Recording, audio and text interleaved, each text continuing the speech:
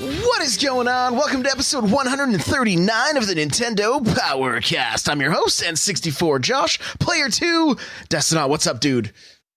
Nothing much, just coming off, I don't know what to call it, post third-party game support for the Switch. Like, here in full force, I'm loving it. It's good to see. All right. Nintendo's back. I'm calling it now. I love it. Player 3, Mel, what's going on? Nothing much. All good. Oh, you sound so nice. Guys, we fixed Mel's issue, so no longer will her first words be cut out. So this is a very good thing. And player 3, 4, Josh. I can count tonight. Player 3? No, you can't. Multi-tap? Well, I was like, did I count myself? Player 4, Nightcrawler. What's up, man? Yo.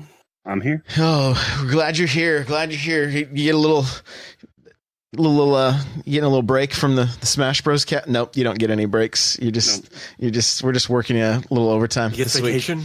He gets vacation. What's his pay scale? All right. Well, guys, thank you so much for being here. That music you just heard is from On Being Human. You can check them out on Spotify and YouTube. Remember, this is an unofficial Nintendo podcast. And if you'd like to get yourself a free book from Audible, go to audibletrial.com/NPC. Pick up something awesome like Console Wars or Ready Player One. The chair I'm sitting in is from Opseat. If you go to n64josh.com/Opseat, there you can get a pretty awesome gaming chair. So you automatically save $10 by using that link. That's n64josh.com/Opseat. And lastly, I had a bunch of people in Discord today asking me about my Gamer's Guide to Podcasting, and there is just an audio version of that. So if you want to check that out, you can go to n64josh.com/podcastbook, and the audio version is $9.99. So there you go. With that, let's get to the announcements. Listen. We do this show live at twitch.tv/N64Josh, 6 p.m. Pacific Standard Time, Tuesdays and Thursdays. I have been streaming really early in the morning, 4 a.m. We've unfortunately some bad news. My wife's grandfather passed away on Sunday night. At least that's when we found out about it. And so my week's kind of been just thrown up in the air. So this week's kind of off, a little hit and miss. Friday, for sure, we should be doing the first look. And my streaming schedule may end up switching next week. I may try to do a new work schedule where I actually stream for a longer period of time every afternoon. So we'll see. We'll see what's going on. I will keep you informed. The best place is Twitter and Discord. And with that, we can get to our reviews and impressions. All right, Mel, you're up first. You played Pizza Titan Ultra. Give us the lowdown. Okay, so this game is very non-serious, very goofy. It's about these two pizza companies, basically, going at it.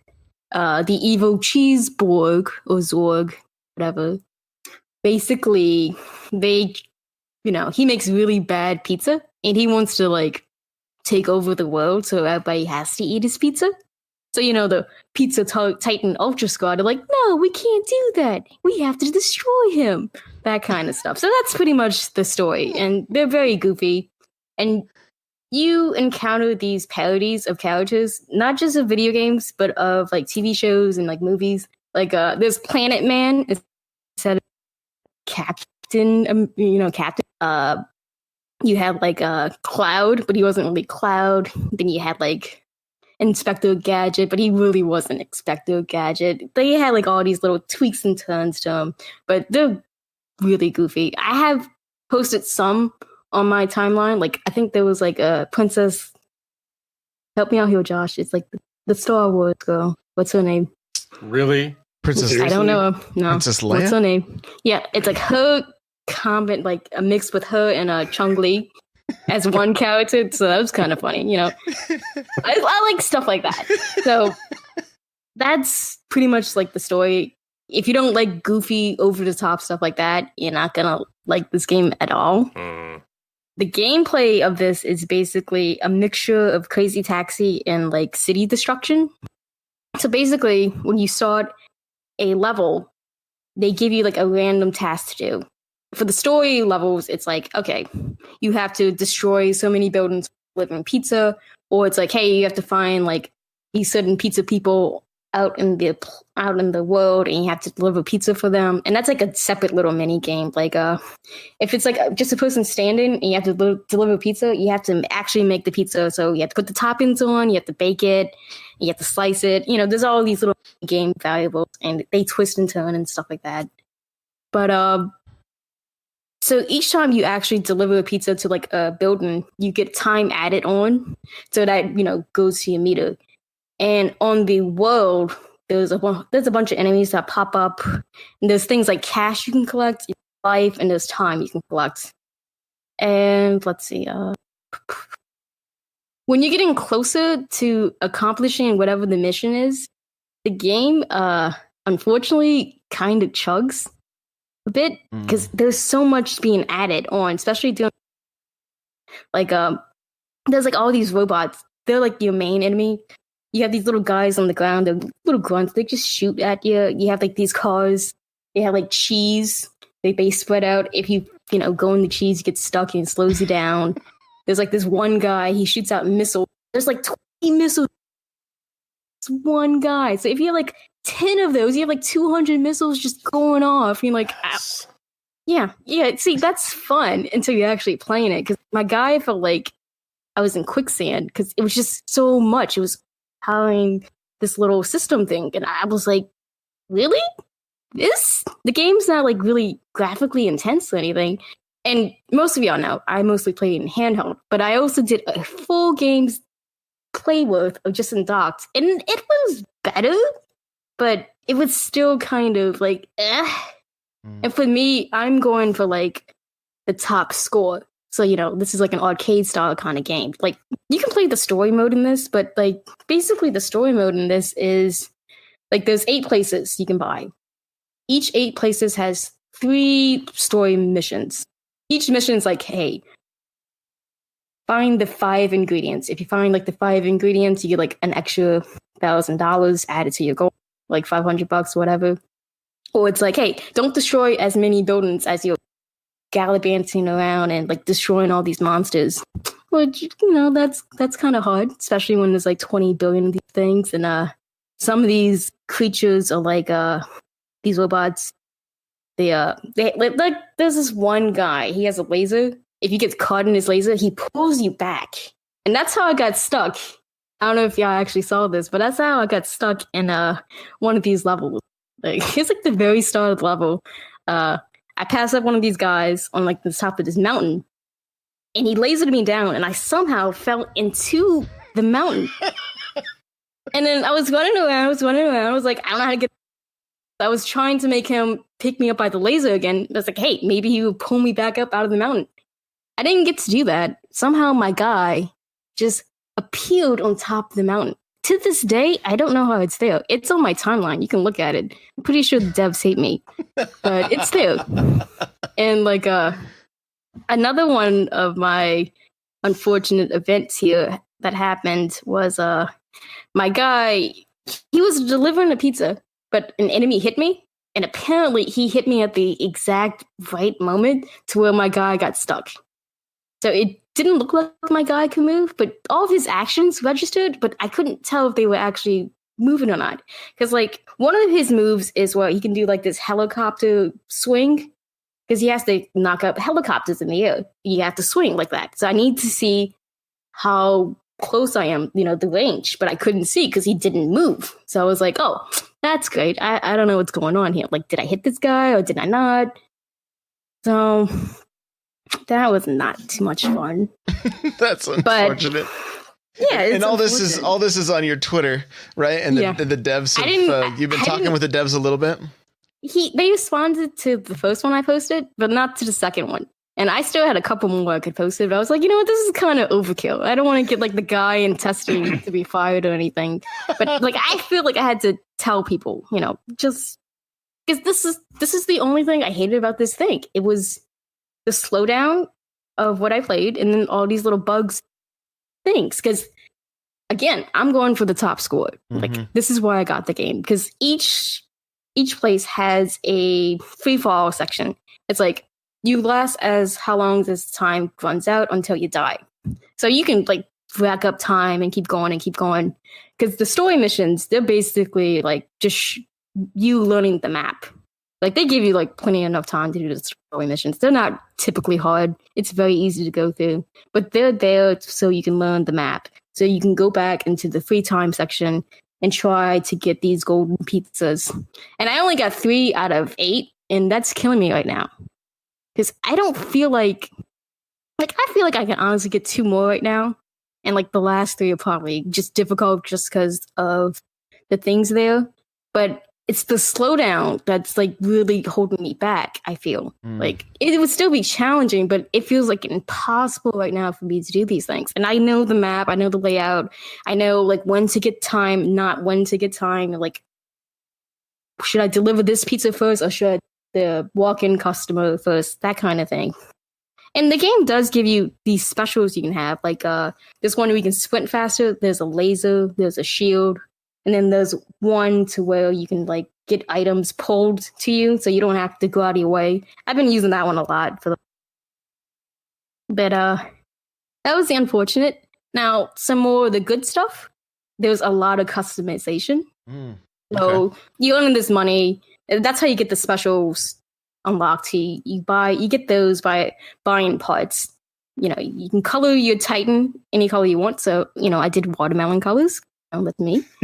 And some of the special pieces, there's a Transformers set. It's not really Transformers, but you know, they tried to not make it seem like they're using the Transformers name, but it's Transformers.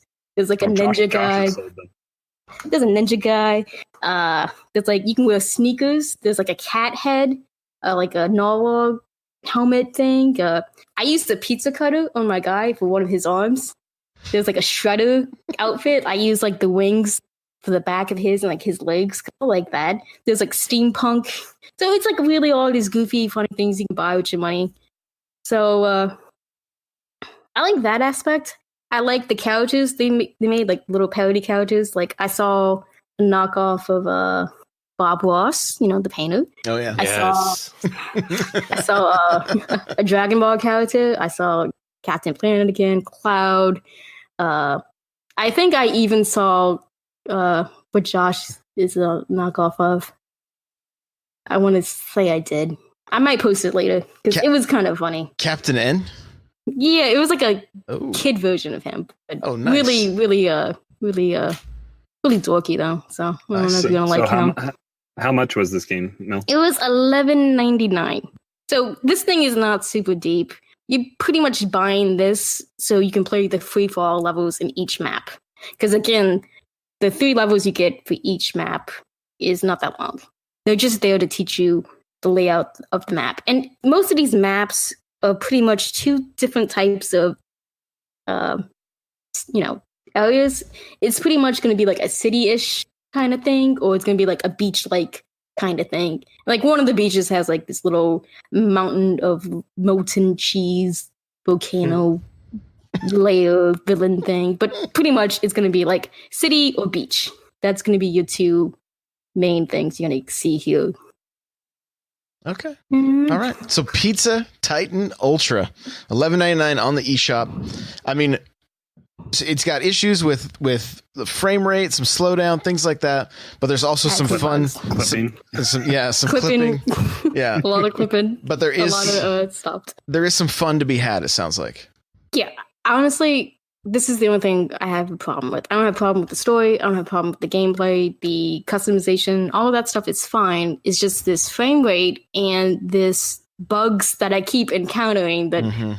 Apparently no one else has really seen, at least on the Switch one. Because I looked, man. I was like, hey, am I like the oddball out here? And apparently it looks like it's just me so far. So personally, I would kind of wait a little bit. But if you're interested, I would, stick this on your wish list. Because again, I really do like this game. It's just, I can't say, hey, get it now because of these problems. Gotcha. That's all. Gotcha. Okay. Well, for first look, I got to check out a game called Sky Scrappers. All right. And this was an interesting fighting game. It's coming out October 29th. And I'll be honest, it didn't pull me in right away. It wasn't a game that I was like, it kind of felt a little bit like a Flash game in a way. So what you do is you are trying to race to the top of a skyscraper that is crumbling, and then you are fighting up to four other opponents on the way up. And so it kind of has a little bit of like a Smash Bros. Like platform fighter kind of, but it's very, very, very just very small amount. You're just kind of jumping all over the screen, and you can do a few different combos. It's a very simple game. I think where there's probably more fun to be had with it is playing with other people, where you're trying to take each other out and hit each other with different moves and that kind of thing. The game looked okay. It looked better than okay. It looked good. It controlled very well. It's just overall, I don't know, like I didn't feel like there was a whole lot of draw to play it by myself, And so we've seen a handful of games like this with like Towerfall, things like that, where it's like this game would shine with multiplayer. That's where I feel like this game might be a little better. The other thing that was a little bit kind of a downfall is the characters, although they looked different, it was nothing more than just a cosmetic. Yeah, there was nothing unique, which I think would have helped the game a little bit. Like if this guy could maybe jump a third time and maybe this person had a little extra range and this was a little faster, it might have just added a little more variety, which that's the spice of life, right? So overall, it is coming out October 29th. I will have a video up on my YouTube channel. I haven't got it up there yet, but it will be up there soon, so you can check it out. You said that shines well as a party game, but would you play it over Mario Party or Towerfall or anything? Yeah, that's I mean, hey, this is kind of one of our talking points later. That's a good point. Yeah, it's one of those games. I think if you were having some friends over, like let's say you were just having a couple of buddies over to have some drinks and play a bunch of different multiplayer games, it might get thrown into the mix, right? But if you're going to sit down and do a full on Mario Party, then like, that's like at least an hour in 10 moves. You know what I'm saying? So like, this is kind of a pickup, maybe fun if you have the Switch and tabletop mode and you're waiting for your order to show up at a restaurant or something. You could just do single Joy-Con and be able to fight each other. So that is Skyscrapers coming out October 29th. The other thing, I didn't have a lot of time with this game. I haven't even had a chance to do a first look yet. I created my character and started working my way through the dungeon. I just wanted to see how the game looked. That kind of stuff is Dark Souls Remastered. And other than I guess the big complaint on the internet is that basically they have set this game up to control like it would on Xbox or PlayStation, where the B button is your action button or your like accept button if you're having to answer, do you accept these terms, blah, blah, blah. And so I keep hitting A to accept stuff, and it sends me back to the next page. Yeah, so unforgivable. It's I think it was like that in the demo. If I remember right, it was like that in the demo too. Yeah, I picked it up. I haven't gotten through my character creation yet either, but I did get my amiibo yesterday in the mail. Nice. Ooh. So yeah, it runs pretty smooth. I'm pretty impressed. We do have a little bit in the news section. We'll talk about a little bit more. We are going to. This was going to be a talking point, but I think we're gonna jump on this right now. Destinaut picked up Starlink a little bit later, a little bit after the fact, and then Crawlr. I know you've been playing it as well. Destinaut, I'm going to let you take this for just a little bit. Like, give us your thoughts and impressions of Starlink. Okay, so I wanted nothing to do with Starlink before, like when it first was announced. And because I did get sucked into the whole, whatever that thing is, like toys as an incentive or whatever that craze was Toys called. to Life. Toys to Life. Whatever. Toys to Life. Yeah. He was a huge Skylanders fan. Like he had a massive collection. No, not Skylanders. Disney Infinity. The Disney one. Infinity. Bought a whole bunch of those The Infinite things, those nice things. And they're in the garbage, aren't they? I don't know where they are right now. I wouldn't know. They left the house. They never came back. No, so I had zero interest when I heard about that.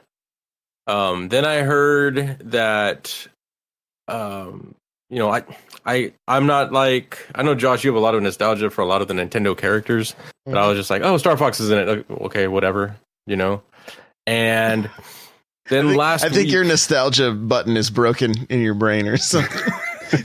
Actually, I think until like 1853, nostalgia was considered a disease. So, like, I kid you not. Google it, kids. Josh has that for sure. Yeah. So I don't know. You wanted to buy that near statue. I don't know if you did or not. That's different. These are real things. But that's too big. That's too big. You have to get too big. But no, so I wanted nothing to do with this game, and then Mills was telling us about it last week, kind of saying how like, oh hey, you can do this and you can explore, and there's missions. And I was like, all right, this is starting to sound good. I'm gonna pick it up. And I kid you not, for like 5 days in a row, I'm like, I got my cursor on it, and I'm like, no. Because everything I hear about it is like, no, you gotta buy this and you gotta buy that. And if you want to buy everything, all the toys combined with the game, it's like $200. And I'm like, no, I'm not doing that. No way.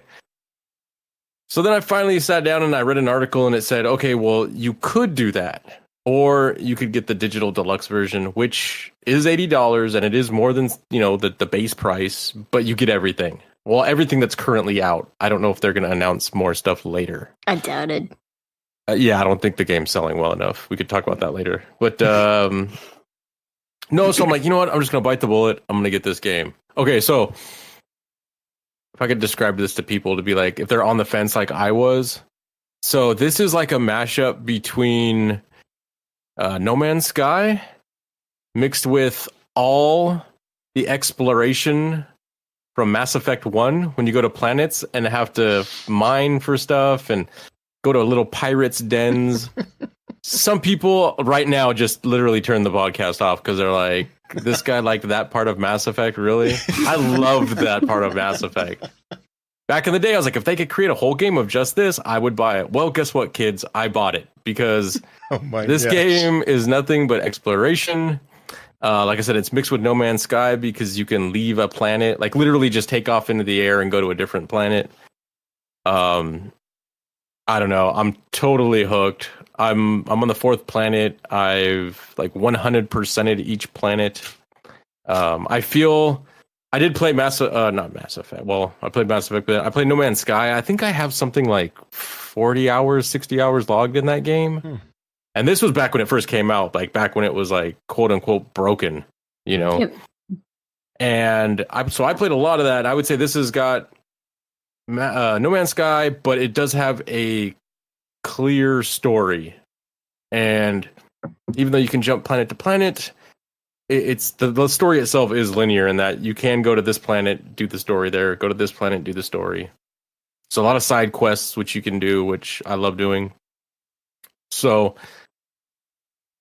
yeah, the parts that I was worried about initially, they're kind of unfounded for me. I bought the digital version. I don't have the toys. I could literally go into the menus and select the different items that it came with. That sounds super appealing to me, by the way. So what, the switching around of stuff?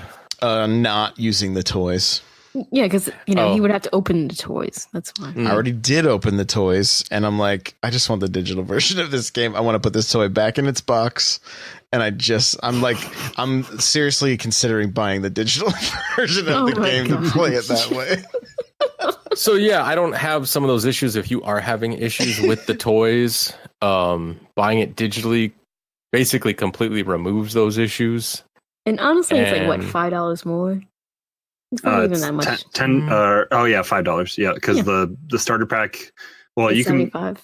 Can you buy the physical game? No, it's only a starter pack. Yeah, so that's $75. It's cheaper if you have Gamer Club unlocked, or I don't know if Amazon still had that discount. No, they didn't do it. They didn't discount the toy, so I guess that's the perk of Gamer Club. But maybe if you still have it, yeah. But I mean, I had a little bit different experience, I guess, because I did buy the starter pack, so I have my Arwing here I found out, I was doing some research. The controller thing, I think, is what the real cost of the game add-in is with that physical, because Best Buy is selling. They have, at least when I was looking through, because I'm weak and I bought all these guns. Oh my gosh! I'm weak. But so I was worried when I was going through the game a little bit that I encountered an enemy that I was making it stronger by hitting it with one of the two weapons that I had. I was making it stronger with the ice launcher. So I was worried that I was going to just kind of lock myself out until I leveled up enough just to be strong enough with one weapon to kind of power through. So I thought about it. I thought about getting stuff digitally. I ended up being able to pick up these for like $10 more than it would have been in game, I guess, digitally, because Gamer Club and discounting Best Buy in certain ways. But so I have most of the weapons, but there are still 4 weapons, I think, that are paywalled behind the ship packs. So those are bundled with the ships specifically that you can buy. And the ships don't really matter to me that much. There's extra lives. So if your ship explodes, it gives you an option to switch bodies to a different ship, because that's totally realistic and that can happen in the vacuum of space. True. But in essence, you're paying for extra lives was what you're doing with the ships. So I was a little worried with the guns, and so I ended up purchasing some of the weapons, and I have them, and it is what it is now. But I was also a little worried about the Warden Towers when I encountered one that they were kind of talking about, which are fast travel points, and they give you some updates as well for your mods.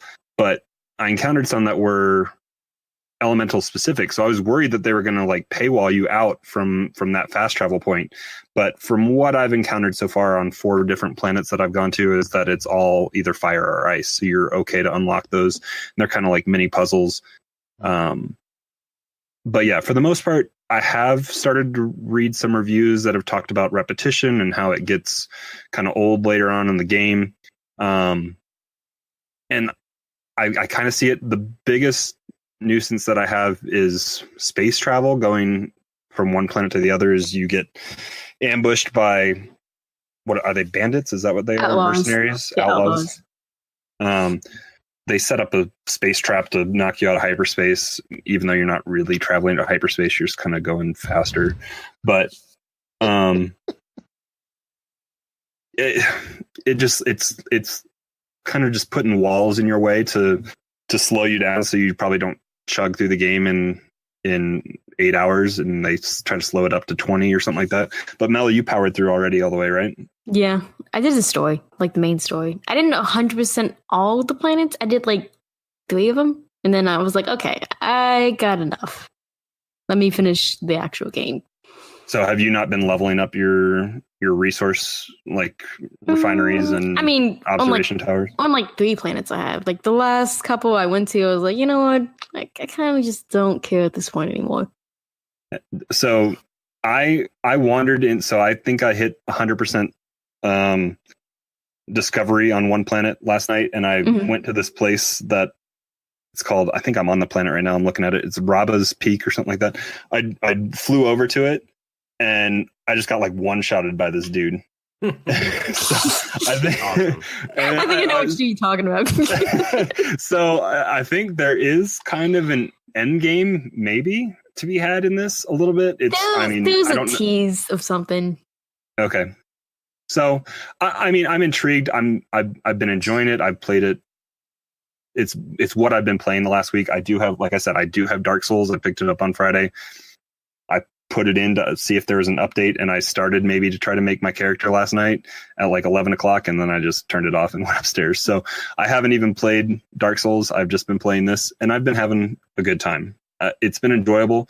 There are gripes I've had about it. I think we were talking before the show started about I encountered a bug. I guess it's a known bug that I was playing yesterday with the Joy-Con ship grip, because I had put all the weapons on. I guess that is another thing as well. I have to re-up my weapons every week if you have the physical stuff, because they don't want you to borrow your friends and permanently unlock them in your game, so they block you out that way. This is what kills me.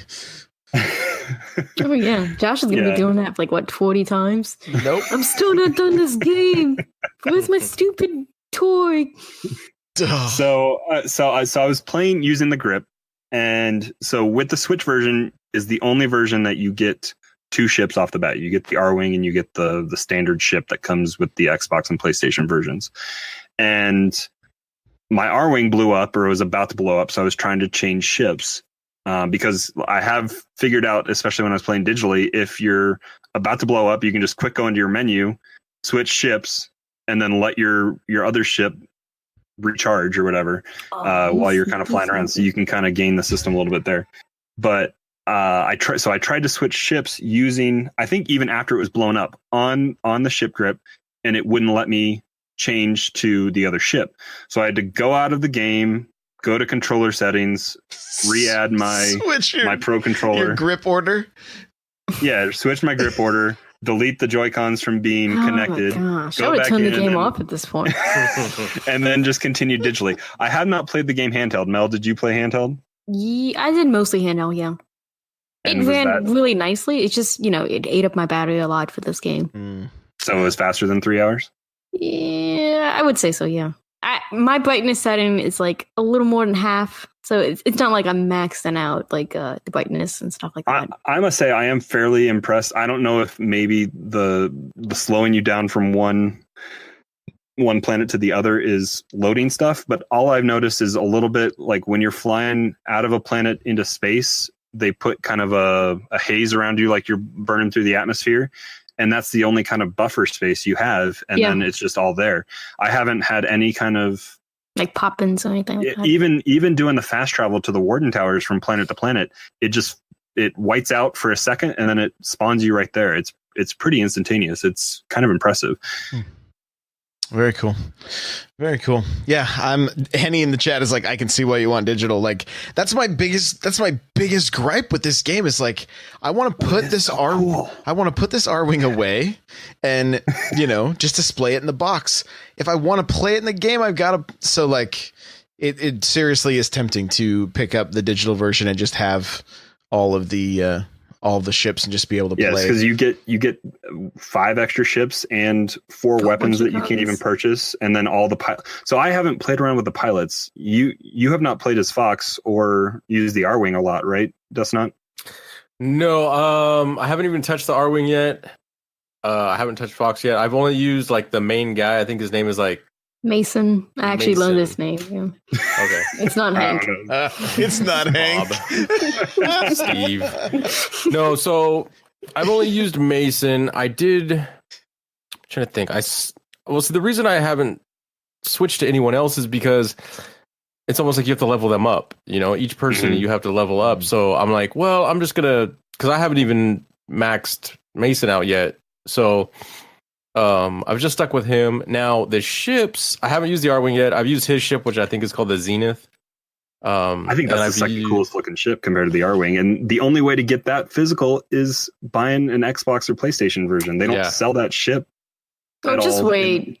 Yeah, those versions. I'm kind of just waiting for those ships to just sit on the shelf forever, and then I'll get them for like $5. Mm-hmm. Yeah. So, but I've used his ship primarily. I've used, I think it's the blonde girl who's like the race car driver or something like that's her backstory. I've used her ship, and I have found that using the different ships in certain situations can be beneficial. For example, her ship, which just kind of looks like it's modeled after like a race car, I found that it does jump higher because there was a portion of the game where I had to jump over these like laser beams, and I couldn't do it in the standard ship. But then when I switched to her ship, it jumped higher. So, but there isn't a lot of that in the game. I wish there was more of that where it was like, oh, you can't do this with this ship, but you can do it with this ship. I don't think there's enough of that. Because that would upset me though if it was because then you didn't buy that ship, so now you're like, I can't get that extra. That'd be a little too. That's what worried me enough about the weapons. And there is a workaround, like I was talking about earlier before the show started. So the developers, when they made this game, they wanted to make a game for kids. However, they didn't want to like do the typical like, hey, let's dumb this down. Let's make this like game at a 3rd grade level. Let's make Paw Patrol in space and add Star Fox. Sounds perfect. You know. So then all the adults I would buy that. it. No lying. So they didn't want to dumb it down. So they still wanted to make a good game, but the target audience was kids, and they made the analogy of like kids are already out there playing Fortnite, which to be good at Fortnite, you still have to like, think, and there's a time to build, and there's a time to like stock up on weapons, and there's a time to just go like rushing across the map. And they understood that, okay, kids today, they're not dumb. They might not understand everything, but they can figure it out, So they did. That's what their goal was with this game. So that's why I think as an adult, I can still play through this game, and I don't feel like, oh, I'm playing a little kid's game. Great. But I wish there was a little bit more, but then it's hard because then it's like, do you paywall stuff? Do you not paywall stuff? I don't know. Buying the digital version, I kind of have everything, so I don't know if it's exactly paywalled. I mean, it is. It is. It's an $80 game at that point. It's an $80 game, yeah. Yeah. So I mean, worth $80? Exactly. I don't know. That's the thing. That's why I went physical. That's the only one. Like, I didn't want the actual toy. Like, I like it, but I don't want it on my shelf. Like, this thing is gigantic. She can actually ride around in hers. It's crazy. So, and mine has a mark on it too. Like, it's not even perfect. There's a misprint painting on mine. So that's worth great more too. money then. Ooh, variant. Tweeted that developer. Josh is like, just send it back. You got it? Would you get it at Best Buy? They'll take it back. No, I got it at Amazon. I'm not dealing with shipping again. I don't blame you. So, because I'm actually kind of jealous of y'all, because y'all got to experiment with more guns and stuff. I was limited to like that and like what Mason had. Mason. Yeah. Oh, I forgot what I was going to bring up when I brought up that whole story about the devs. So in that same article, they talked about how, yes, if you have the weapons, I don't want to say it's easy mode, but it's like everything's right there in front of you, right? Like I think Crawlr, you were saying, oh, there's a puzzle here. I have to use fire and I have to use ice weapons. Mm-hmm. When you go to those locations to do like those puzzles, check it out next time you go. There's going to be barrels there, and there's going to be ice barrels there, and there's going to be flame barrels. Oh yeah. The gravity barrels and So they were saying how they're saying how nothing in this game actually requires you to have the additional packs. It's just you got to kind of, I guess, think outside the box a little bit. That'd be more. Such a nuisance to go pick up a gravity barrel. Yeah. That's what you. That's what I had to do. So you're paying for convenience, basically, is what you're doing. Okay. But yeah, and there was other little stuff too, like things I didn't even think about. They're saying like, oh, if you can't get through a certain area, try taking your wings off and you'll squeeze through. So I was like, oh, well, yeah. And see, if you had the physical version, I can only imagine. Like, hold on, let me pull this off. Pull this I can't even take the ship off the. It's annoying enough just to go into the pause menu and mess around with all that stuff. But I literally thought I was going to snap the controller in half trying to get the ship off of it tonight. I'm like, I don't even know how to do that. My son was like, is there a pilot inside? I'm like, yeah, it's Star Fox. Just look through the window because I can't pull this off without crushing it in my hands. Like, he almost put the ship on first instead of Fox. I was like, no, you got to put Fox in first. I was going to say, I have Mason and the research dude, and I haven't even put them in the ship yet to even have them in game. Oh, wow, the research dude. What a lucky. Lucky. All right. No, but I am excited for that because I'm playing the game on normal right now. I think there's like normal, hard, and easy. I don't know, their version of Nightmare or whatever they want to call it. Josh hates himself, so he put it on hard mode, I think. Yeah. What else is there?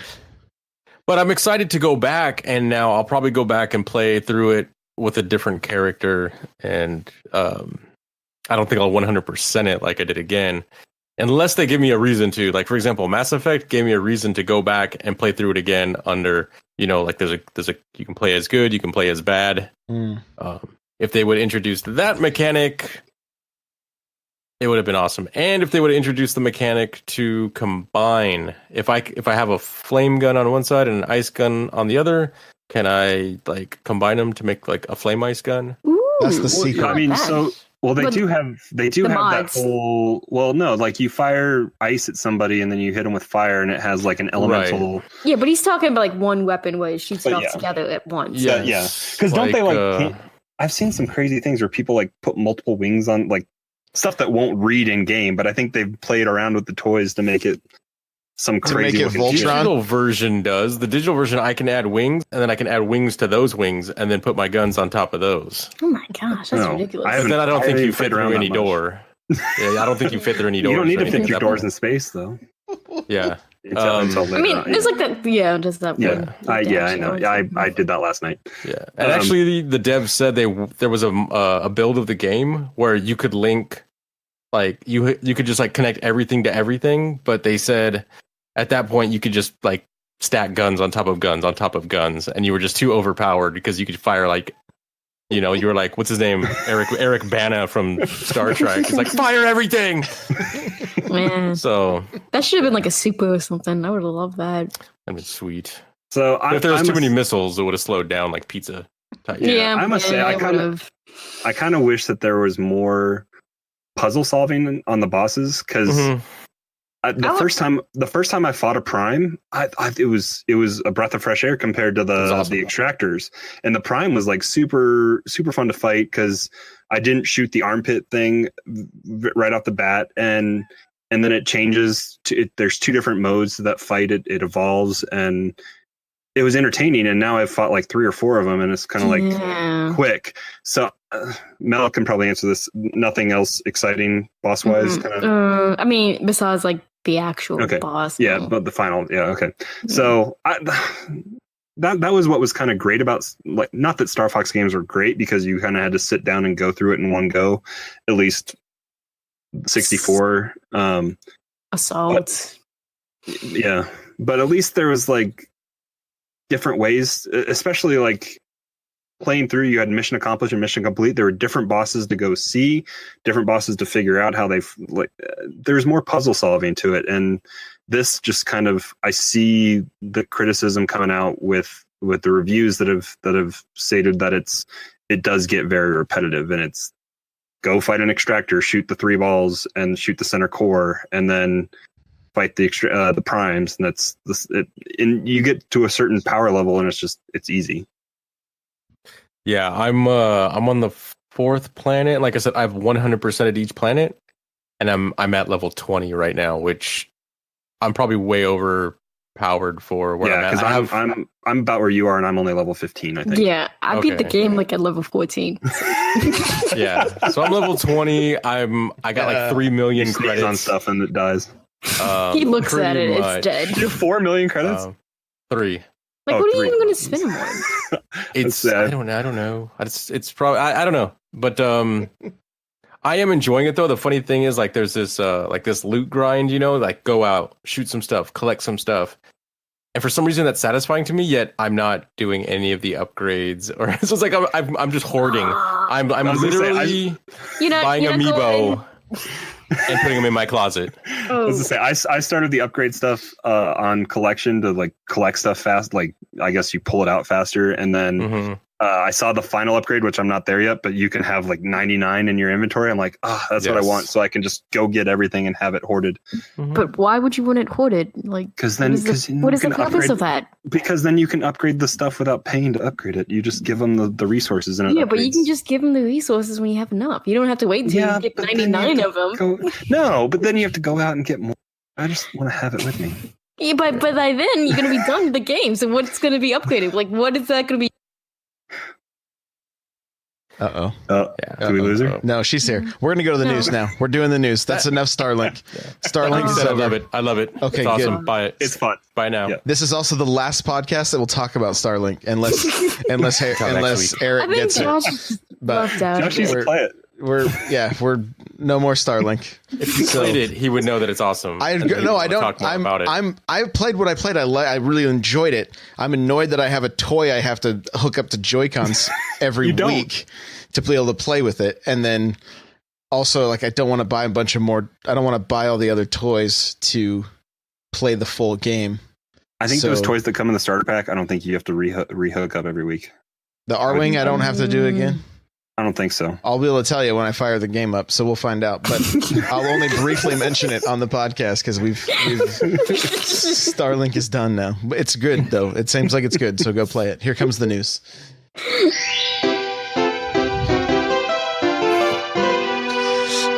All right. So there is a rumored Nintendo Direct sometime between November 5th and November 9th. So this falls in line with what I've been thinking. I kind of think everybody's been thinking this.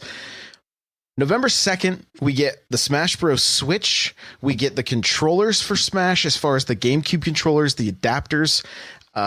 Is there anything else Smash-wise that comes out on the 2nd? Is it the Pro controller's not coming out until the 7th? They haven't announced the standalone controller. No. Yeah. But the bundle, the GameCube controller, and the adapter. Yeah. So that's coming out the 2nd.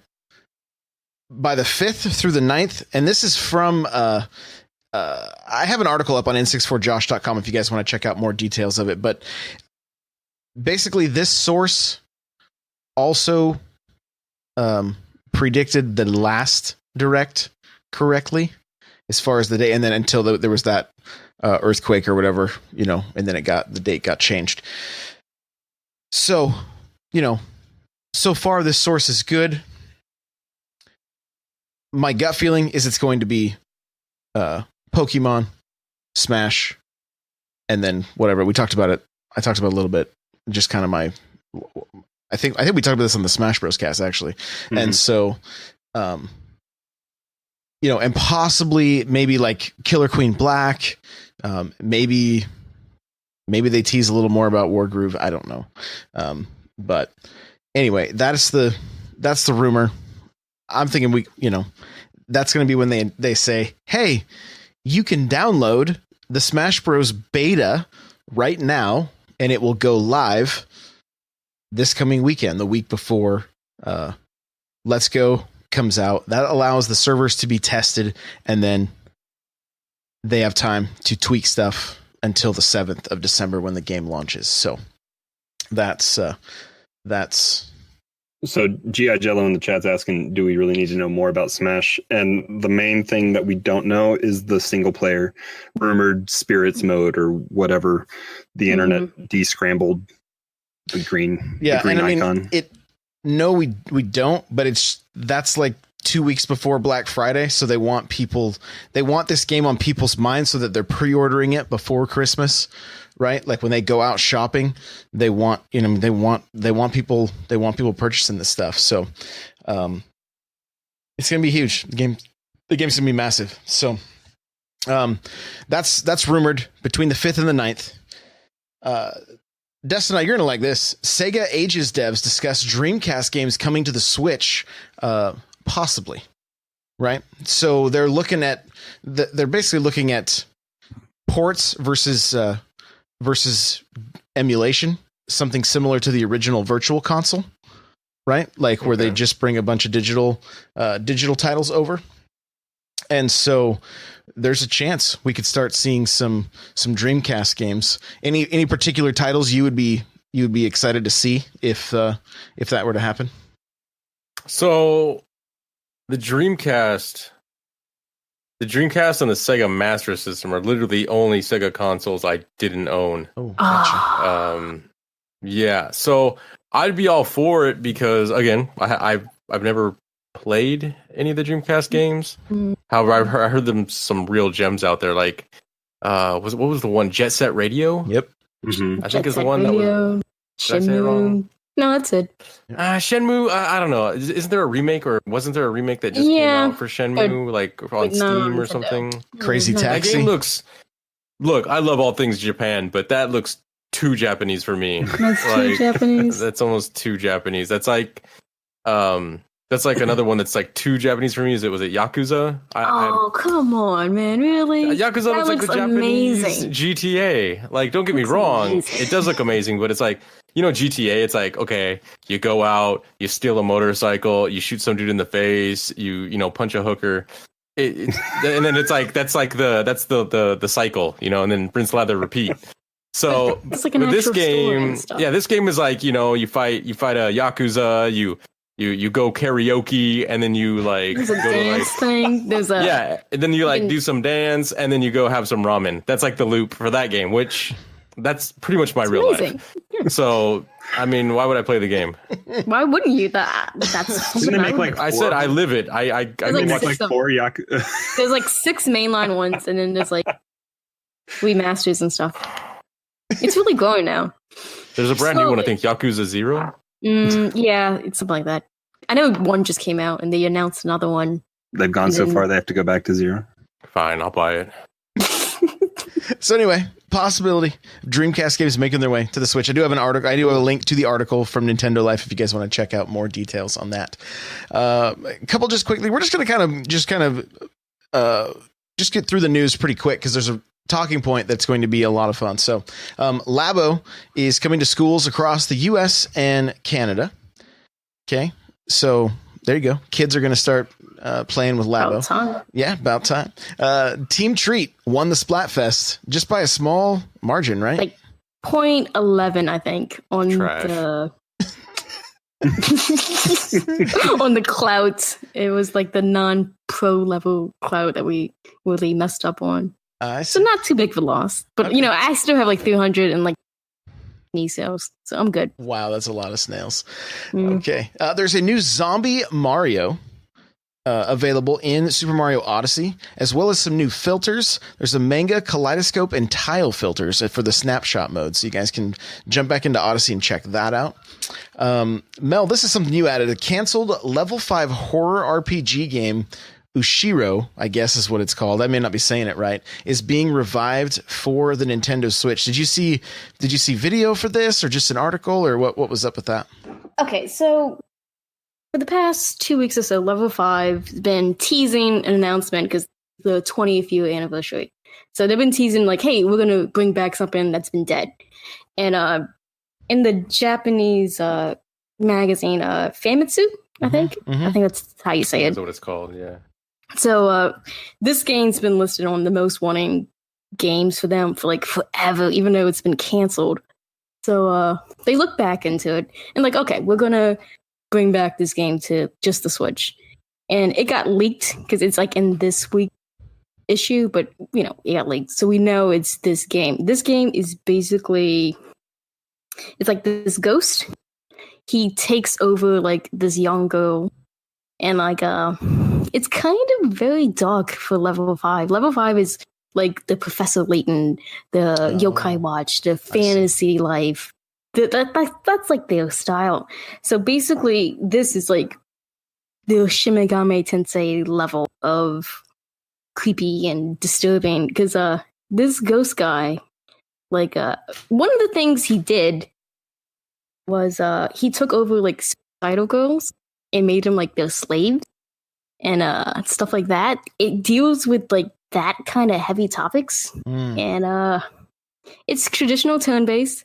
It was announced 10 years ago, so it was supposed to come out the year after, but it got pushed back, and then it finally got canceled. It has a lot of artwork comparisons to Yokai Watch because the characters come similar, like how they do like some of the story elements and stuff. So a lot of people think, Yokai Watch came from this, but this is obviously different from Yokai Watch in tone, in the setting, in the gameplay. And there is a video of the trailer, but it's a PSP video because it's 10 years ago, and that was originally what it was announced. So they're bringing this back. So I'm excited for it because I hope it keeps the original concept, because it's kind of weird and disturbing, but that's what interests me about this game. And like this was before Yokai Watch was like even a thing. And they actually did make a novel of it, so just in case like they do change anything, you can go back and find the novel. It's like 2 versions, 2 issues, I think. So it's a little creepy. There's a video. I could probably give you the link after if anyone wants to check it out. Okay. Wants to see it. Because I think the name of the book is called Ushiro, the Displeased Death God. So if that doesn't give you like an idea what the mood of this game is, I don't know what else will. But that's pretty much it. They're going to bring that back. Hopefully it comes out over here so I can talk about it. Oh, that. Yeah, hopefully we get it. Well, you can just set up a Japanese account, right? I can't read Japanese, Josh. That's I mean, you can look at the pictures, right? I guess so. So, all right, cool. All right, 82% of Starlink sales in the UK were Switch, but Starlink only hit 14 overall in the sales. So didn't do super hot. We're still waiting on numbers, I think, for over here. But I don't think anybody's surprised by that 82% were for the Switch. Star Fox has a huge pull for that game. So, which is why I think they included them. Super Nintendo and I didn't really have a discussion about it in Discord, but I kind of said, like, I don't even know why Fox is in this game. There's no real. I don't think there was 100% a need, but I think Nintendo did see an opportunity to be like, hey, it's in space. It's actually the other way around. It was actually the other way around. It was just like how Mario Rabbids came about. Yeah, Ubisoft came up with it, and they pitched it to Nintendo. Yeah, they had like storyboard plans and everything. Like they were starting to create the characters and everything. They even they're like, "Hey, we kind of had some stuff ready." That new knowledge that's a great way for them to sell. That's a great way for them to sell their game. Right. I mean, and I'm sure Nintendo now paid for most of it, and they sold it on other consoles. Which is interesting. That being said, I still don't think he needs to be in it. That story came out like sometime this week about the fact that they were pitching Star Fox when there was so many other reports that it was Reggie that supposedly said, "Hey, let's get Star Fox in here." So it's almost like they started it and then they were like, I bet you they'll say, "Let's do Star Fox." They actually do it. Let's let them walk into it.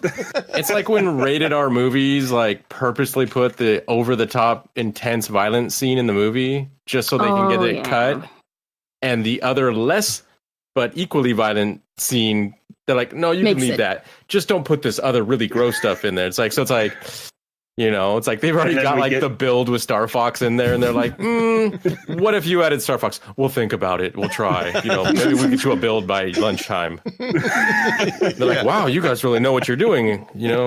Exactly. I can see Reggie though, like 9/10 of a way through a meeting.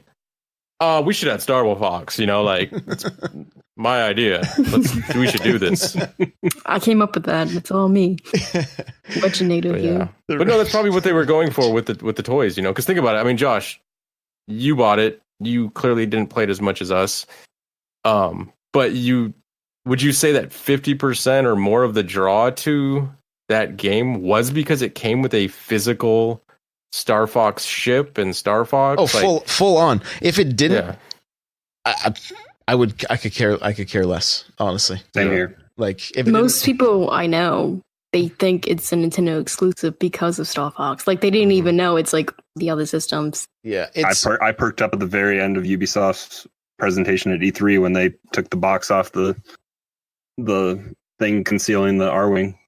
Oh, the moment I heard that, like that the little sound. Yeah, that little robot sound, before it gets on the radio, I was like, "Oh, Star Fox, I'm sold."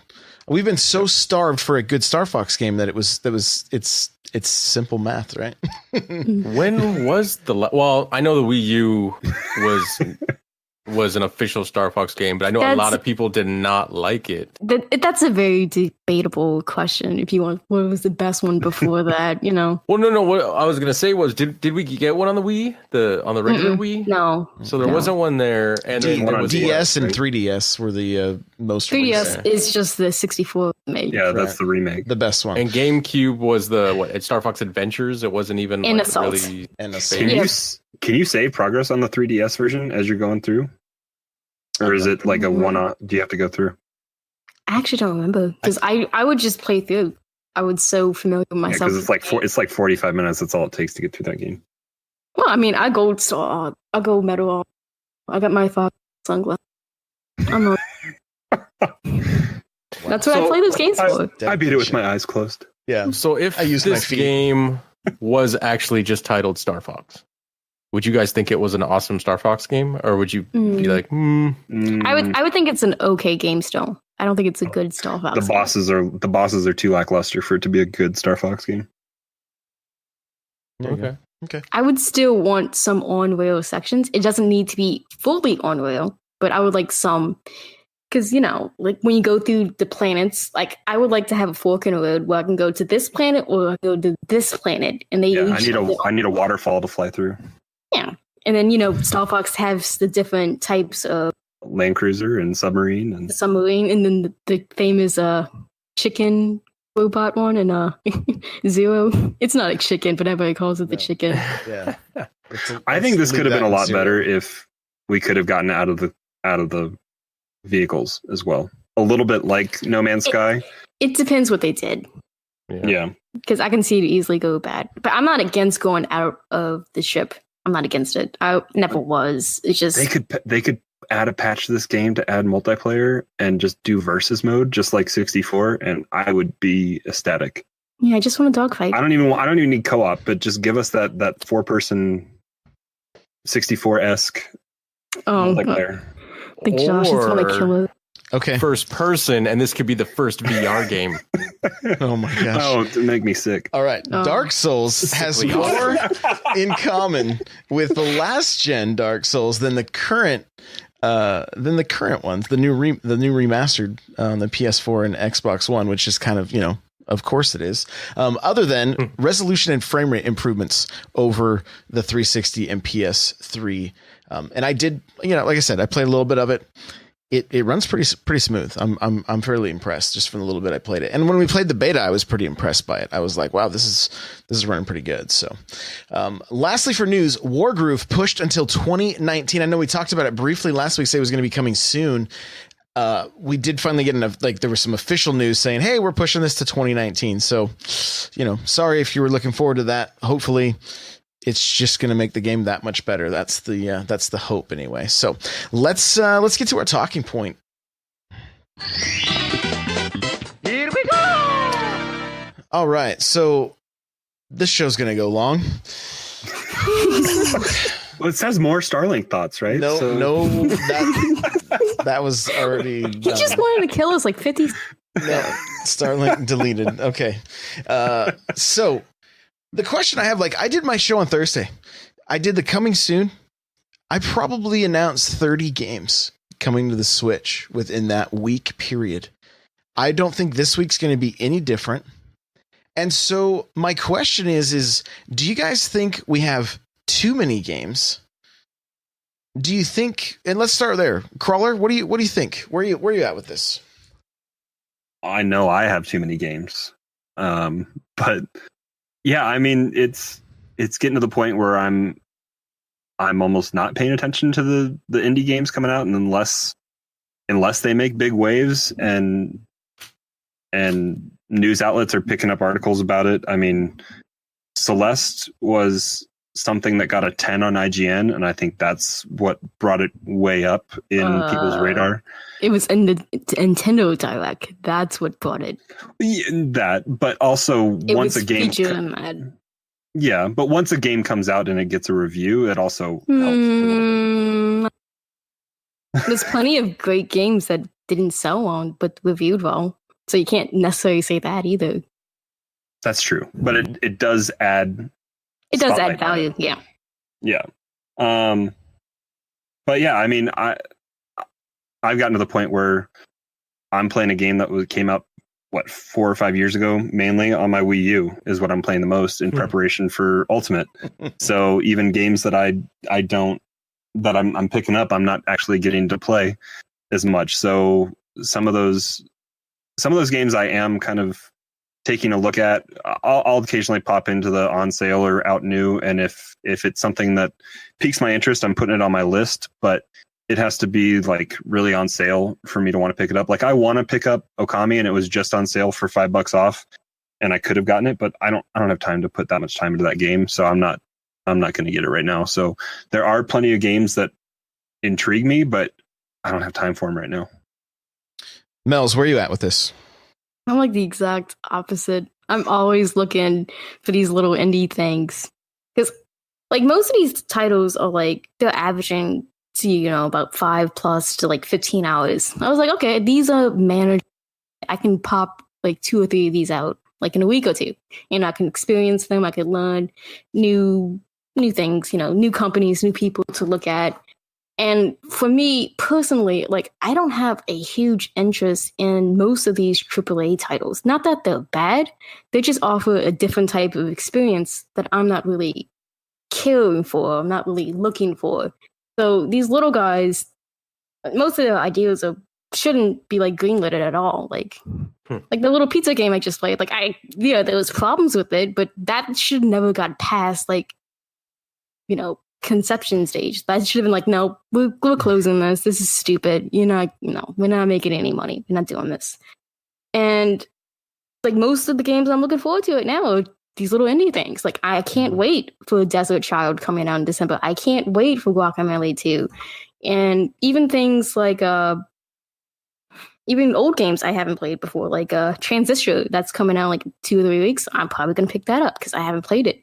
Because it's on a handheld now. Yeah, the Switch is both, but let's be honest. To me, it's a handheld. Mm-hmm. I'm always going to treat it as a handheld first. And I can squeeze in like an hour or 2 without even knowing, and I can make awesome progress with this. For some of these other titles, like, I need to actually put away time. I need to plan stuff out better. I need to save more money for these certain titles. Like, who's gonna buy like something like Starlink and like 3 indie games on top of that? Not everybody can do that. Most people can't do that. They can only pick like 1 or 2 things, maybe a week, maybe every other week. So you gotta really pick and choose. And lately, I've been trying to have one retail title with one little indie title on the side and go back and forth. I feel like that's a pretty good balance for me personally. Yeah, and you're also not picking up 2 of the 3 major games coming out this year for Nintendo. Yeah, because they're not offering things I want for them. Mm-hmm. I don't think the games are bad. Like, I don't think Super Mario is bad. It's just I can't play that. There's no point for me for that. Mm-hmm. And then Pokemon, I completely understand what they're doing with it. I have no interest in it. I'm not threatened by it. I'm not mad that it exists. It's not ruining your childhood? Oh, yeah. No, it's not. Because I get it. Because I know what Game Freak's attempting to do. And if it works, that's going to be way better for me. Because it's going to make my game better.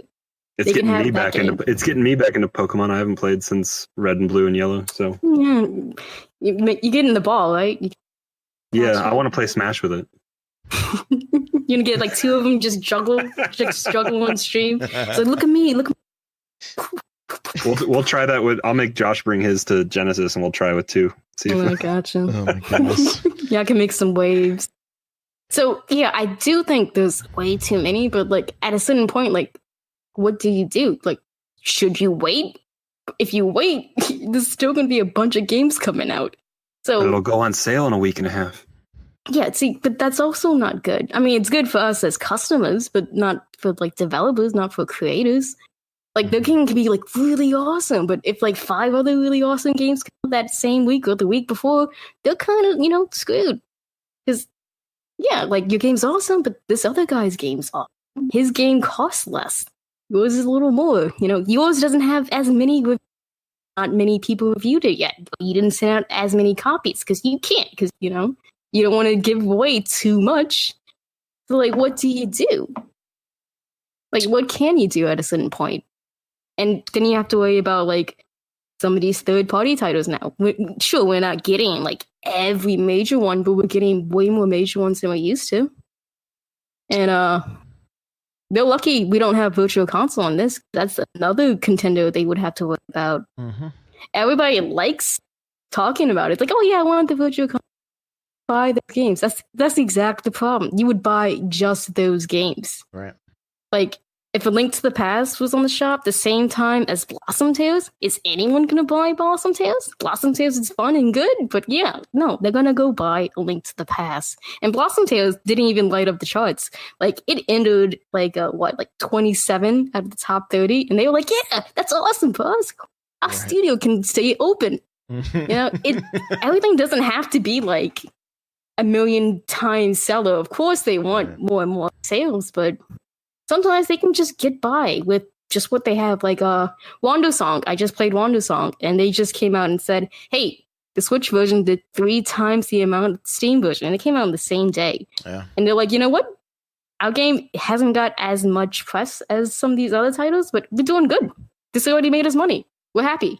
Yeah. We hope more people buy this because this is, a positive experience. But like, hey, we're good. Yeah, it's good It's to hear. just like, Hopefully that just fuels when it does sell that much better on Switch compared to Steam, even when it does debut at 27 or whatever. yeah. Hopefully that gives them the capital to continue moving forward and make an even better game the next time around.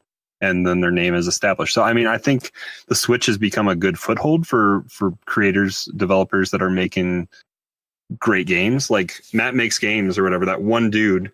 Isn't he one dude that made Celeste and Towerfall? And I think it was mostly him, yeah. I think he may have, he was like the main, the main he's got drive behind it. 2 decent hits now on Switch that are doing really well for him, and hopefully it can lead to him making another game or supporting his games even further. If Towerfall can get online support or something like that in the future, that would be great. But Totally. I mean, he's had success on PlayStation and Steam and now Switch, and it's good. Destinaut, where you at? So, are there too many games? I mean, I guess it depends on how you look at it. As far as the indie games go, I think Nintendo is really playing catch up. Did we have any of these type of games on the Wii U? I don't feel like we did. Like we had a Virtual Console. Like yeah. So, and each time they did come out, people just looked at Virtual Console games. Like I knew I was in tons of communities. They would just skip that. Like, oh, what's my VC title of the week? Oh, I have that. I have nothing to play this week, and that's a shame. Yeah. And I think give a chance. I think that's why maybe they're holding off on it if they're ever going to do it in that traditional sense. But I think they're playing catch up. Like if you want to compare this to Steam, I mean, Steam's been out for a really long time. A lot of these games are already on Steam. A lot of these devs probably have either hit their goals with what they wanted to make, or or they've moved on since then to other games. So now it's like, okay, well, the Nintendo Switch is out. It's doing very well. It's in a lot of people's hands. Why not? That game's done. And the architecture of the Nintendo Switch is very similar, if not exactly the same as PC. So I'm sure porting it over is probably minimal effort. So it's kind of like this, like icing on the cake. Hey, let's bring it out on Switch and see how it does. It could tank, or what if it takes off? So I think for developers, it's just another avenue of, hey, we don't have to just bring it out on Steam now, because when I look at PlayStation forums, which I'm not gonna lie, I don't do too often, but it's like no one's sitting there talking about like, look at all the great indies coming to PlayStation 4. No, everyone's talking about, look at God of War and look at all these other AAA titles. Spider-Man. And Xbox forums are just like, we want any game. Like, we don't care what it is, So, but Nintendo, with all these titles just flooding the Switch, I think it's because they're playing like almost like I look at it as they're playing like catch up to Steam, where it's like, hey, let's get all the games that Steam has on the Switch, and now people can be like, well, if I'm at home, I could play a game on Steam. I'm on the go. I'll download it for $5 on my Nintendo Switch, and then I can go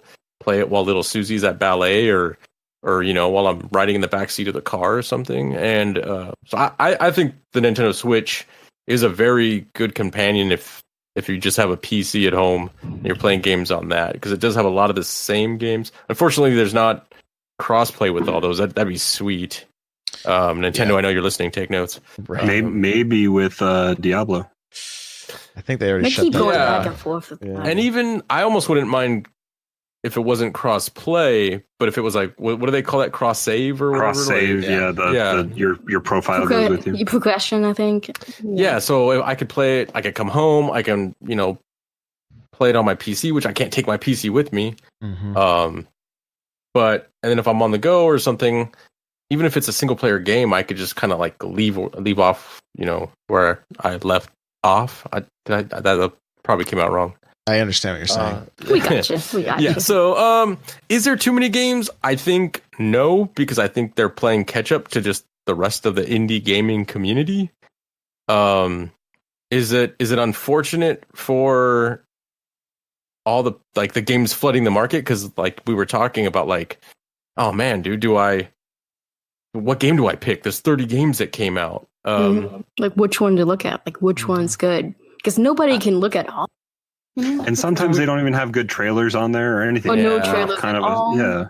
2 screenshots and one's of the title screen. That's Yeah, very helpful. Ridiculous. Yeah, But we don't have things like ratings. We don't have things like a comment system. It's just Or like, hey, search Yeah.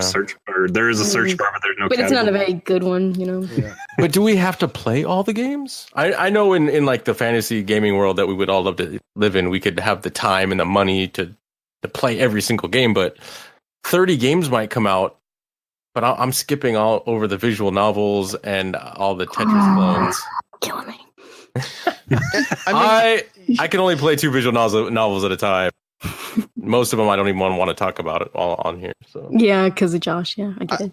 I think the games that have really stood out are the games that have been either made exclusively for the Switch, or Like a time exclusive kind of thing. yeah, or the ones that have seen extensive time on Nintendo Directs, or even then Even talked the little about showcase thing. on their podcast, or just the different showcases, their YouTube channel, that kind of stuff. Those are going to be the games that are going to rise above the top.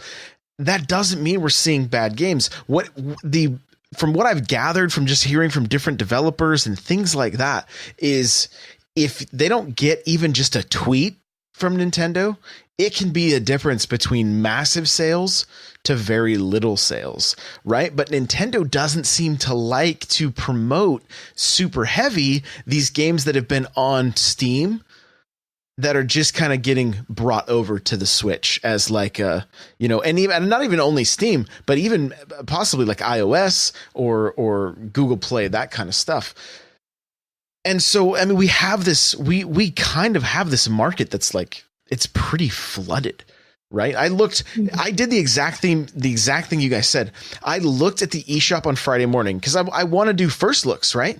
And I looked at Pizza Titan Ultra. I looked and I literally looked through the list and I said, okay, I'm going to spend probably $60 to be able to do 4 first looks of games that I'm not going to play past the first look. And it's like, that's just not like, nothing looks so appealing to me that I would go back to it again. Right. That's what was. And I knew that Dark Souls and Starlink were out. So it's like, I have games to play right this time of year, especially when all the AAA titles are fighting for our wallet. Like, it's tough for indies. I think Wargroove's decision to push until 2019 was a great idea. Now, a game like Killer Queen Black that had a lot of buzz and would still get a lot of buzz. That's not a B joke. I'm sure it was. But that's coming out at the right time though, when everyone's going to be together around the holidays, and you can play. We don't know officially if it's coming out. It's still not hopefully. But at least that game kind of late too, So that game's also going to have a little bit better appeal than like Towerfall does, because I think they've already said it's going to have online play, right? Yes, they did. They did say yeah. And so that already kind of that sets it above a little bit Towerfall or things like that already. So that's which I bought Towerfall after watching your first look, and it's something that I can play through a little bit by myself, but I'll be able to play a little bit more when we're not playing Smash at Christmas or whatever. Yeah, with friends and family, that kind of stuff, for sure. The question is, and Mel, you asked, like, what do the devs do? And I saw the solution this week, or at least a solution, not the solution, but a solution. The dev team for the Messenger has set up a Discord for their game and said, hey, let's start a community around our game. It automatically gives them feedback. And if people are being rude or whatever, they can ban them, right? So they can cultivate community around their game. That is the best thing I've seen an indie dev do. Like I think I quoted their tweet and was like, "Hey, indie devs, this is what you guys should be doing right here." Like I think I joined the Discord when you tweeted that out. Right there, you go. And so, and Celeste having the climber dude have his own Instagram, right? That just kind of like quietly went viral is absolutely brilliant. Like, I think these devs have to go a step above. Like, they can't just say, oh, this is going to get on the eShop and the eShop is too flooded right now. Like, what is their Instagram doing? What is their Twitter account doing? What is their Discord server doing? What are they doing on Reddit? Are they doing AMAs and that kind of stuff? And a lot of devs do. And I think it's really good. But that kind of stuff, like, they have to kind of be in the trenches at this point with how to get their game out there, because you see devs saying, oh, Nintendo didn't tweet out my game and that hurt sales. Okay, I can see what you're saying, but how many followers have you tried to get on Instagram? How many ads did you run on Facebook to promote your game? Right? Because even small, like the ads on Instagram and Facebook are so cheap, even just doing $50 to $100 ads a month, they would still start growing that audience so quickly. But I have a feeling that there's some that don't even realize that, right? So what you just said, is that literally something someone said where they said, like, it's Nintendo's fault because they didn't tweet us out? Was that actually there's a couple of them. There's a couple. Yeah. They've been saying Nintendo's hard to work with and they didn't get the support that they wanted. That literally angers me on the inside. Like, you're about to get 2016 Destinaut right now. So, okay, this isn't 1985 where you can just make a game and it's one of 100 that have ever come out on a platform. Right. You're gonna have to actually put in some legwork. Josh, you mentioned that this company created an entire Discord. And they created a fictitious account for a fictitious character in the game. Yeah. Okay, so this goes back to the whole reason people in like business school read Sun Tzu's Art of War. The Art of War has nothing to do with business. Yet they take the insight and they take the battle strategies and apply it to what they're doing in their job. This is something that I think all companies, not just game companies, or all people in general need to do in their life. Okay, you need to not just sit there and be like, we made a great game. Why isn't it selling? This is Nintendo's fault. No, you need to step out of your comfort zone. You need to do a little, like, I guess what was considered like in sports, cross training.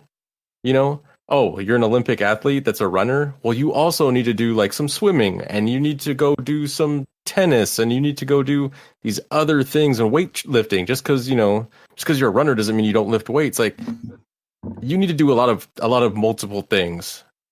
And then even if that one thing, like creating a Twitter account, that has nothing to do with gaming, but to make this fake account, like as if your character is real and maybe is like responding to people love that stuff. And they eat it up.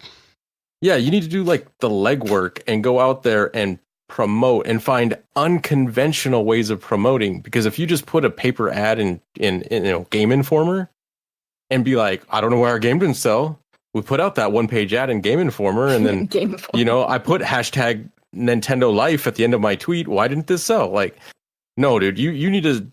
That's what makes these games, like, I know, like Mel's and I like a lot of the games, like The Missing, and these people that put out random tweets.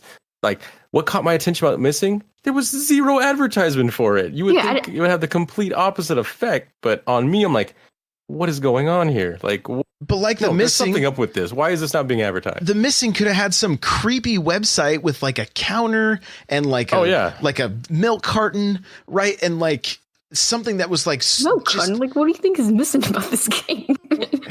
Well, no, like something like a child is missing on the back of a milk carton. But like no one was like actually missing like that. Well, but I mean, the point is just something like Halo. Like Bungie used to do this with Halo. It was called like ilovebees.com or something like that, right? And it was like buried inside this website was information about Halo. So it was, Destiny was teased in not Reach, ODST. Yeah. Oh yeah. Just That was- different I mean, things. when people find out that's like play the long game, because like the Theo Instagram account was they played that long game. They started Matt Makes Games started that account or whatever 6-7 months before Celeste came out, and it was those posts were unfounded with the hashtag or whatever that it was tied to until people found it in game, and then they searched for it, and then the internet blew up about it, and that became an even bigger deal. Right. That they played the long game well before the game came out. They started planting that in there, so it was there and ready to be found. Even though nobody was searching for that hashtag at that time, they discovered something once the game came out. Yeah, and simple little things like gameplay footage on an Instagram video that says our demo is now available in the eShop, and promote that to a few different, major cities to the right age demographic. And now you've got people playing your game. Shellshock in the chat said the devs for Dead Cells, they were contacted by some big Twitch streamers who were willing to help promote the game for a price, and instead they went with a bunch of small streamers, and it ended up doing just as well, if not better, for them, because it still had a lot of reach, but it didn't cost them anything. So there are ways to get your game in front of people without it even costing anything. Like utilize streamers, utilize influencers. You still have to have a good game. That's, at the end of the day, you still have to have a good game. And if you can't get into a publisher, the Messenger had Devolver Digital, right? I mean, they did a good job. They did a good job of marketing that game, so people knew about it. But it was also on the directs and that kind of stuff. Like, it had appeal. They're just like you were saying, they have to put that footwork in on social media, grow a community on Discord, get a following on Instagram. That seems to be the hottest social media right now, is Instagram. Like, get your game on there. But especially since Nintendo uses and abuses YouTubers and then doesn't really utilize Twitch streamers, as a third-party developer, or especially as an indie developer, utilize those people that are starved to get gameplay and stuff up for Nintendo platform, even though Nintendo doesn't want necessarily to support that stuff as much as you would think they should. Yeah, I think like you just said, I mean, if there's a place that is oversaturated, go where everyone else isn't. Like if everyone's putting their ads in magazines and using big streamers, like Josh, you just said, use small streamers. Do an online marketing campaign. Do kind of who knows what potential audience is out there that may not even know about your product. I mean, whose name always pops up when you look for reviews on games, and it's what's his name, Tassie for Forbes, and I'm like, why would you think Forbes is even interested in video games? Isn't that for the rich white man that has 2.5 kids and a dog? When does he have time for games? He's too busy ruling corporate America. But I don't know. I would throw an ad in there. Back when I was in college, I took an advertisement design class, and one of the projects was we had to take an existing product and remarket it for a new audience. So I chose Marshmallow Peeps, and I was trying to market it as okay, you think of Marshmallow Peeps, you think of Easter. You think of maybe diabetes, one, and that's it. You think of maybe holidays and stuff like that. But my idea was to create no, we're gonna remarket this as the go-to everyday snack candy food. Yeah. Did you cover it in peanuts? I had advertisements with people sitting in front of TV, watching the football game, eating Peeps. You're just trying to kill people. No, that's too much Peeps. You can't have a Peep every day, man. Not with that attitude. But that was it. It's clearly that would never have flown. If I would have walked into Peeps and been hey guys, I got your next sell here. I got your next power play. Lumberjoke says Peep s'mores. Dude, it would not fly. But that was the point of the class, is okay, let's legit try to brand this, as the go-to snack food. Forget chips, let's do Peeps. And that's what I think maybe some of these companies need to take a page from, of like, hey guys, what aren't we doing? Who aren't we marketing to, or what's been done? Okay, first of all, what's been done before and works, and what isn't working right now? Well, clearly Nintendo not promoting us isn't working. So we need to get around that. We need to, I'm sorry, you just need to hire people that probably know what they're doing. Like if you got your cousin's boyfriend's next door neighbor because he took a graphic design class one time, probably not the guy you should promote to marketing manager. Versus if you got someone that knows about this stuff, that has researched this stuff, and I don't know, maybe put out an ebook that's $10. Yeah, maybe you should go with that guy. Most of these guys probably can't afford one of those guys. That's probably the biggest thing for them. Okay, maybe. Right now, my DMs are open on Twitter. I will do everything I can to help you understand how to run an ad on Instagram so that you can get more eyes on your game. If there's any indie devs listening to this, my DMs are open. Like, I would love to help you as far as getting started with getting a community built around your game. You start doing YouTube videos or Instagram videos that show like, hey, here's Bill making the level right now. Right? Mm-hmm. You do nothing but document your game being built on your Instagram and then upload those videos to YouTube as well. You've now given a behind the scenes, and people love that. The more they can see, the better. Yeah, either the more they can see or the more you wrap something in mystery. Because I feel like it creates buzz. People are like, oh, did you see that counter? What does it mean? Well, it means this. And then you got someone like, you don't know what you're talking about. Right, it means this. Yeah, get Reddit just going. A conversation about your product that no one knows anything about. Mm-hmm. Exactly. The only other advice I can give is a company like Bungie, though, that has really good success with those dev diaries. Mm-hmm. So doing what Josh said, document it and then put it out there for people to see. Yeah. Find what works. Find what doesn't work, and you could just do this by going through like Google the history of gaming, and there's tons of examples there. Find what works and do what works. Find what doesn't work and don't do that. Don't just keep doing things and butting your head against the wall. There's that saying, history repeating. Video game history is an example of history repeating itself over and over again, and people failing miserably, and that's why we've got like 3 game companies right now that put out Call of Duty, and that's it. Battlefield and yeah.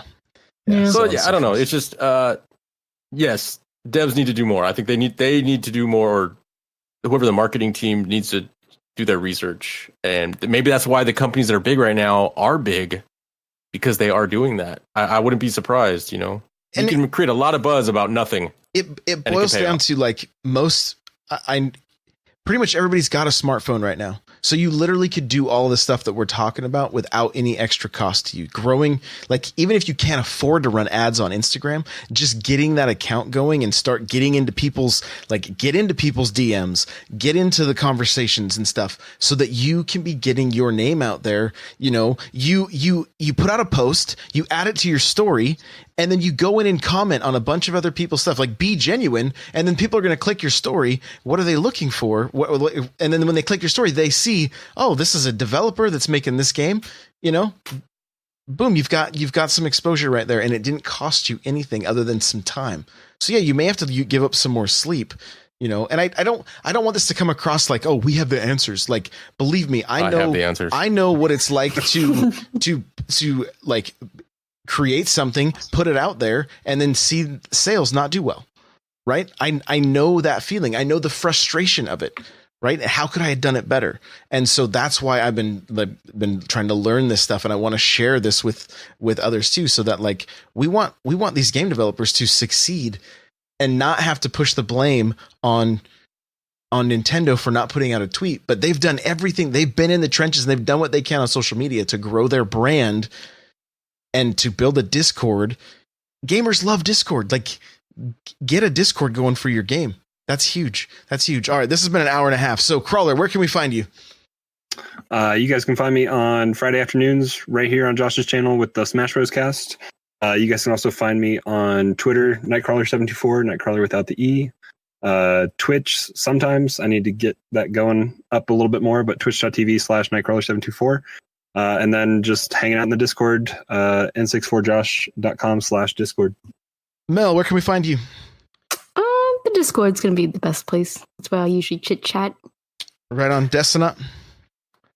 Same thing with me. You can find me in the Discord under a name that rhymes with Destinaut. It's been like a week. I need to change it up. Yeah, it's Dunkin' Donuts still, right? Yeah, it's still donuts.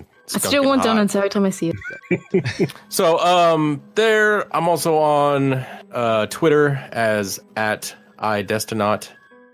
I too have a Twitch channel that I haven't used, but I just got new internet, so hopefully coming all soon is well. And you'll probably hear me in about 10 seconds during the ending song. All right. Well, hey guys, I do want to hear from you guys that are listening to this. Like, obviously the format of our show has changed somewhat. I want some feedback. We need some feedback. Like, do you like having these longer, like, conversation pieces, that kind of stuff? Let us know. Let us know in the Discord. Hit me up on Twitter. Like, you know, I'm still going to do the news show on Thursdays, but we're kind of just mixing it up a little bit with having, we're going to have a regular 4-panel show. So I want to hear from you guys. Make sure that, you know, we can modify, we can pivot. You know, I want to get some feedback. So let us know. Destinaut. Not fire Destinaut. We love Destinaut. If you want to follow me on Twitter, it's @n64josh. You can follow this podcast at npowercast. The show notes for this episode will be available at n64josh.com/npc139. You can email the show if you got questions, concerns, comments. npc@n64josh.com. Remember, you can get yourself a free book from Audible by going to audibletrial.com/npc. Pick up something great like Ready Player One or Console Wars. The chair I'm sitting in is from Opseat. You go to n64josh.com/opseat. You'll automatically save $10 at checkout. I do have a Patreon if you want to get yourself an extra podcast for as little as $1 a month. You go to patreon.com/n64josh. Again, join our Discord, n64josh.com/discord. Join our Facebook group, n64josh.com/Facebook group. Leave us a review on iTunes. We greatly appreciate it. I want to say thank you to everybody that's been here with us live. I know these are getting to be longer episodes. So Rivenbell, Lumber, Bones, Shell Shock, anybody that's just lurking, Mirage Leonardo, thank you guys. Sniper, Pudding, thank you guys for being here. I really do appreciate it. And hey, Crawlr, thanks for being our special guest. Guys, Hate's coming back. Don't worry. Eric will be back. He's just been on a boat. He's been on vacation. He was at like the Nintendo World Store and then like at a retro arcade, like a retro game museum. He's going to have a lot of fun stories when he gets back. So I think next week, but it might be the week after. I don't totally remember. So thank you guys so much for listening. We'll see you in the next one.